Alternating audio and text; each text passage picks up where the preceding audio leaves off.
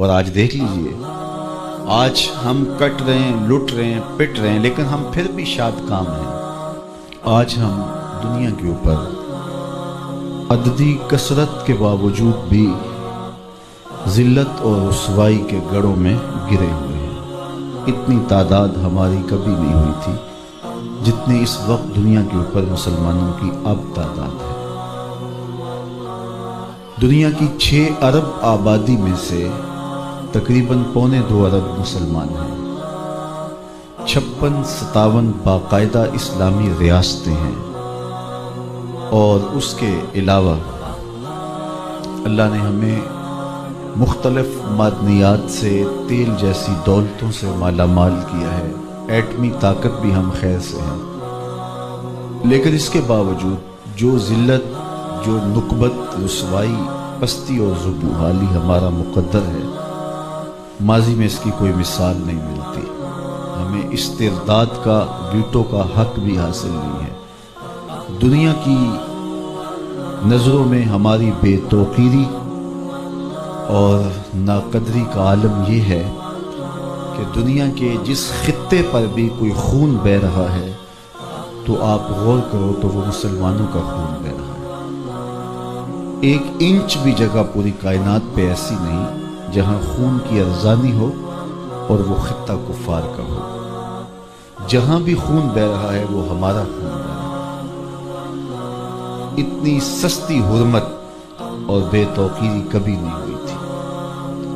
میرے اور آپ کے آقا و مولا حضور نبی رحمت صلی اللہ علیہ وآلہ وسلم نے قرب قیامت کے فتنوں کا ذکر کیا اور اس دور میں آنے والی مصیبتوں کا بیان ارشاد فرمایا، اور کہا کہ ایک وقت آئے گا کہ تمہاری مثال ایسے ہوگی جس طرح بھوکے پلیٹ کے اوپر جھپٹ پڑتے ہیں، تو تم اس طرح لوگوں کی ہوس زدہ نگاہوں کا شکار ہوگے اور لوگ تمہیں اس طرح نوچ نوچ کے کھائیں گے۔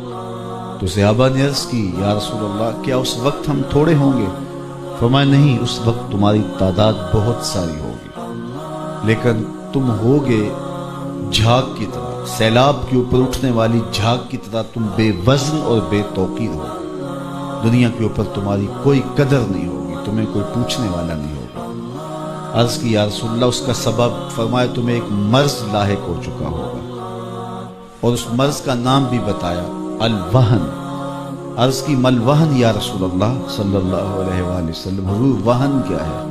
قال حب الدنیا و کراہیت الموت، دنیا کی محبت اور موت کا ڈر، یہ ایسی بیماریاں ہیں جو تمہیں کھا جائیں گی، اور تم وہن میں مبتلا ہو کر کے بے توقیر ہو جاؤ گے، اور بے توقیری کی زندگی تمہارا شعار ہوگا۔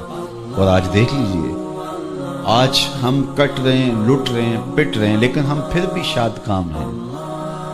56-57 اسلامی ملکوں کے حکمران غیرت کی چادر پھاڑ چکے ہیں۔ ہماری بیٹیاں غیروں کے نرغے میں ہیں۔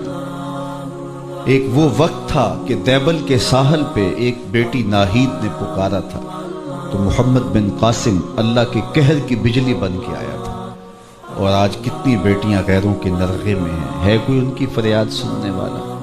کوئی آکھے وارث شاہ نو اج قبراں وچوں بول، اج کتاب عشق دا کوئی اگلا ورقہ پھول، ایک روئی سی تی پنجاب دی تو لکھ لکھ مارے وین، اج لکھاں تیاں دیس تیرے دیاں وارث شاہ تینوں کہن، آفیہ بیٹی قوم تیری دی رووے تے کرلاوے، کیڑا او دے اتھرو پونجے کیڑا چپ کراوے، اج دین نبی دا وانگ یتیماں گھر کر دھکے کھاوے، کتھوں لباں عمر بہادر جڑا روندے نوں گل لاوے۔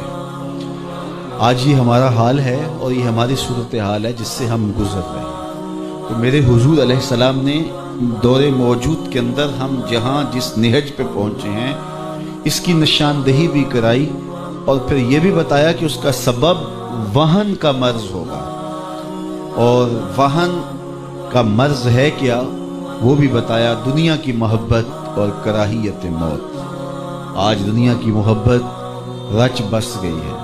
ہر شخص بظاہر تو یہ کہتا ہے کہ بچوں کا پیٹ پالنے کے لیے یہ دن رات کوشاں ہوں، جبکہ پیٹ کا اتنا لمبا چوڑا تقاضا تو نہیں ہے۔ دنیا کی محبت نے توڑ کے رکھ دیا، ہم قدریں پامال کر چکے ہیں۔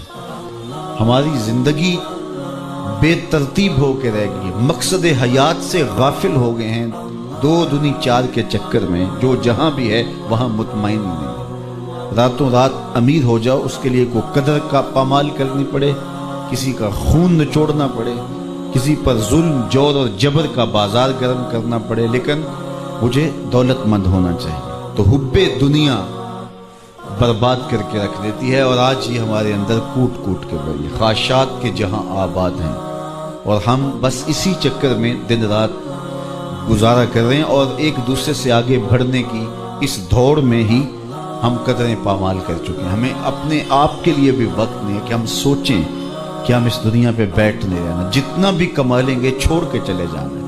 کفن ہی ایک ایسا لباس ہے جس پر جیب نہیں ہے، باقی جس طرح کے بھی آپ لباس پہنتے ہیں کئی کئی جیبیں لگی ہوتی ہیں، لیکن اس لباس میں کوئی جیب نہیں ہے۔ جب بندہ مرتا ہے تو اس کا سارا مال ترکہ بن جاتا ہے، اور بعد میں آنے والے تو کفن بھی میلا نہیں ہونے دیتے، بانٹ لیتے۔ وہ تو ایک گھر رات رکھنے کو تیار نہیں ہوتے، وہ تو لباس بھی پھاڑ کے اتارتے ہیں۔ میاں صاحب بولے جاندی واری ڈرونا بنے ہو تے ہاتھ نہ لاندے ڈر دے، جنہ لئی تو پاپ کمائے اج کتھے نہیں تیرے کر دے۔ تو زندگی کی مختصر سامانی ہی زندگی کا حسن ہے، لیکن خواہشات نے ہمارے اندر کو نچوڑ کے رکھ دیا، اور ہم سویر سے شام تک ایک ہی دھن میں لگے ہیں کہ ہمارے پاس دولت کے انبار جمع ہو جائیں۔ اچھا، اگر اللہ تعالیٰ کسی کے لیے دولت مقدر کی ہے تو میں اس کا منکر بھی نہیں ہوں، لیکن یہ ہماری ترجیحات میں سے نہیں ہے، اور ہمیں اچھی قدروں کا حامل ہونا چاہیے، لیکن سویر سے لے کر شام تک ہم اسی چکر میں بھاگے پھرتے ہیں۔ جہاں جتنا رہنا ہو وہاں اتنا ہی سامان کرنا پڑتا ہے۔ مختلف ممالک میں جانا ہو تو میں دیکھتا ہوں کہ ایک چھوٹے سے کمرے میں 10 نوجوان مل کے رہ رہے ہوتے ہیں، خود ہی کھانا تیار کر رہے ہوتے ہیں، خود ہی اپنا لباس دھو رہے ہوتے ہیں۔ تو یہ مختصر زندگی ہے، یہاں جتنا رہنا ہے اتنا انتظام کیا جائے۔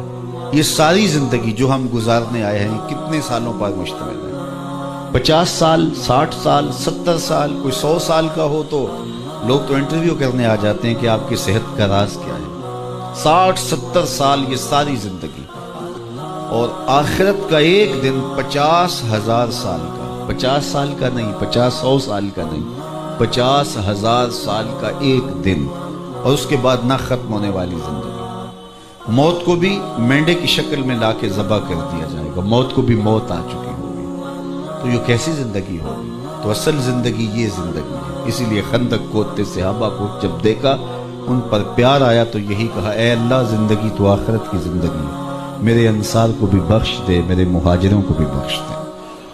تو اصل زندگی آخرت کی زندگی ہے، لیکن دنیا حلم، میٹھا خواب ہے، اور یہاں اس خواب سے بندے کی جب آنکھ کھلتی ہے تو پھر سمجھ آتی ہے، اور خواب میں بندہ ہچکورے لے رہا ہوتا ہے۔ تو ہم ان عجیب کیفیات کے اندر زندگی بسر کر رہے ہیں، جبکہ اصل حقیقی سرمدی اور نہ ختم ہونے والی زندگی آخرت کی زندگی ہے۔ وہ ایک فقیر تھا، تو اس نے بازار میں گزرتے ہوئے لوگوں کو دنیا میں کھوئے ہوئے دیکھا، تو اس کے دل میں ترس اور محبت کے جذبات پیدا ہوئے۔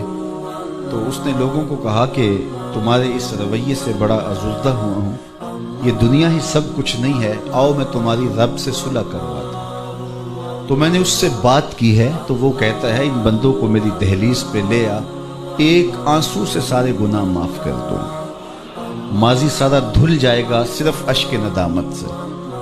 اللہ اکبر! تو لوگ اس کا الٹا مذاق اڑانے لگے، تو وہ کھڑا ان کے رویے سے تنگ دل ہو کے رونے لگا۔ اچانک کوئی شخص گزرا تو دیکھا کہ یہ فقیر رو رہا ہے، تو اس نے کہا کہ بابا کیوں رو رہا ہے؟ کسی نے مارا ہے، تنگ کیا ہے؟ اس نے کہا ایسا کوئی واقعہ نہیں ہوا، بلکہ ان کے رویے نے مجھے رلا دیا ہے۔ کیا ہوا؟ کہا ان کو دنیا میں کھوئے ہوئے دیکھا تو میرا خیال ہوا ان کی رب کی صلح کروا دوں، تو وہ تو مانتا ہے، یہی نہیں مانے، تو مجھے ان کی بے حسی پہ رونا آ گیا کہ یہ سمجھتے نہیں ہے 4 دن کی زندگی ہے۔